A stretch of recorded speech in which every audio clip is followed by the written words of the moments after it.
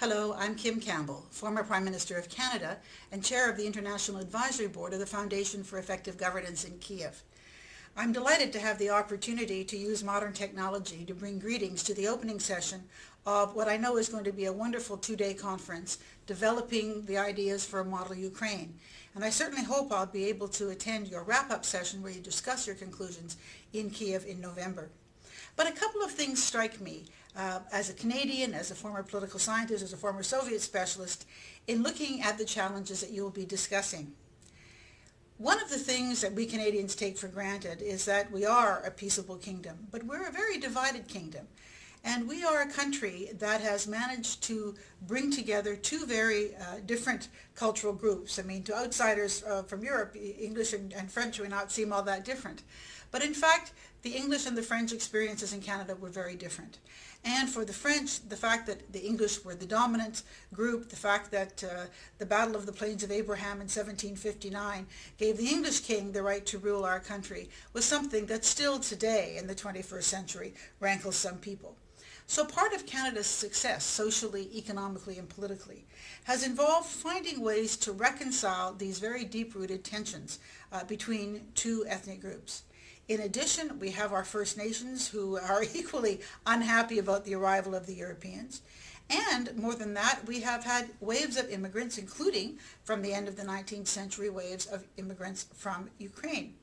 And so our country has had to find a way to create a shared society.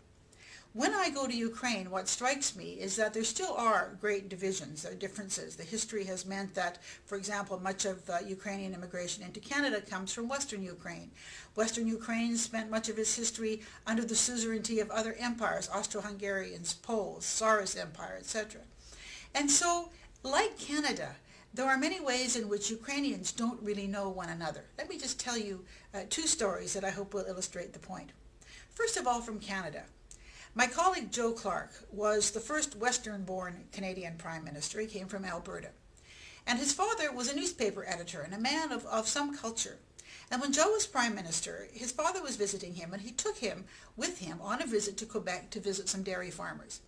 And in one leg of the journey, Joe's father wound up riding in a car with a bunch of Quebec farmers. And at the next stop, his father got out and he said, "Joe, these people don't speak English." Now, you may think that's kind of an obvious observation, but the fact of the matter is, he hadn't really understood that there are in Canada people who speak French and no English whatsoever. Similarly, when a group of Quebec dairy farmers was brought to Alberta, they were astonished to discover that people raise cattle in Alberta. Now, if you're from Alberta, your reputation as a cattleman, a cattle-growing province, is probably central to your provincial image. And what's the Calgary Stampede about, if not about people who raise cattle?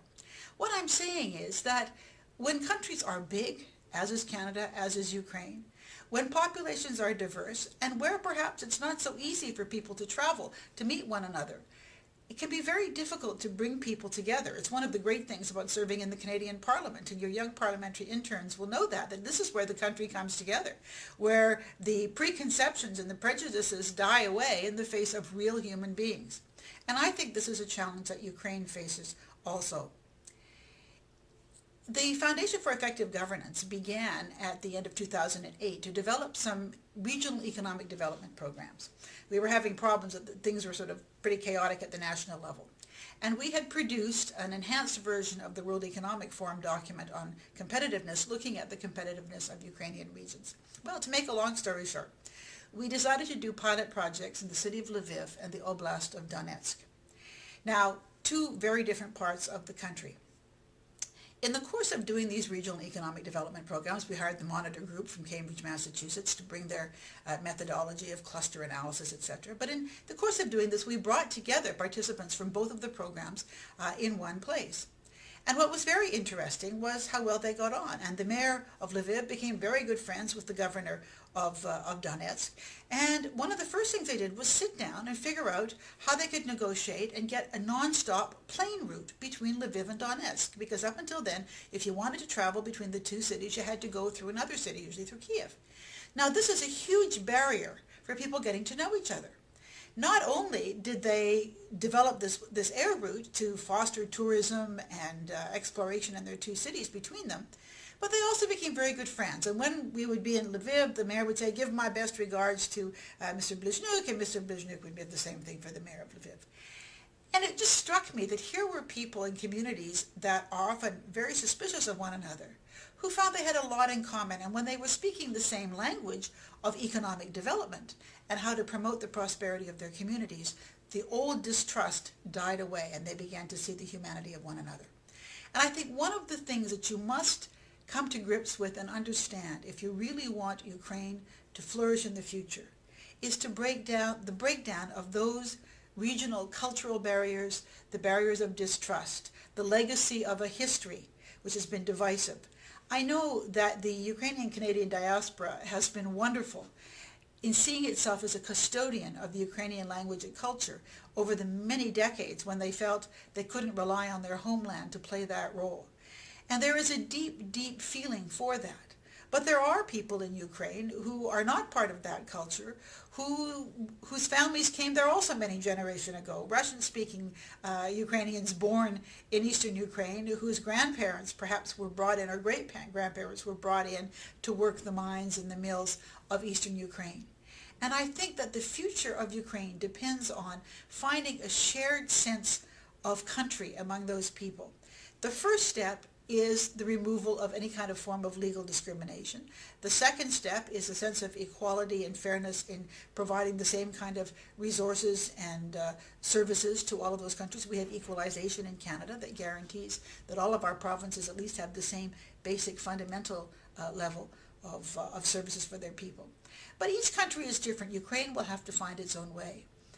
I went to Ukraine in 1972 as a graduate student of the London School of Economics. And Ralph Dahrendorf, later Lord Dahrendorf, who was later the director of the London School of Economics, remarked after the end of communism that he thought that the countries of the former Soviet Union would need about 60 years to make the transformation, almost 3 generations. And perhaps he's right that making those ultimate, deeply rooted cultural changes to think like citizens of a democracy will take that long.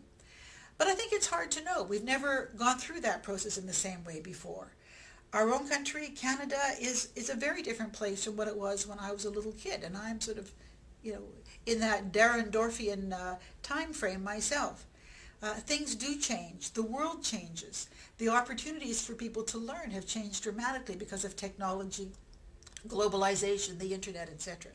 So we should be patient in understanding that what we're looking at is deep cultural change. And we're not writing on a blank slate.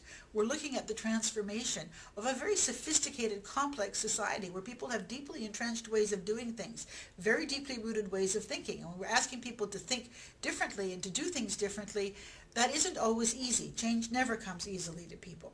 So we need to be patient on the one hand and understand that success will not come overnight. On the other hand, we need to be impatient.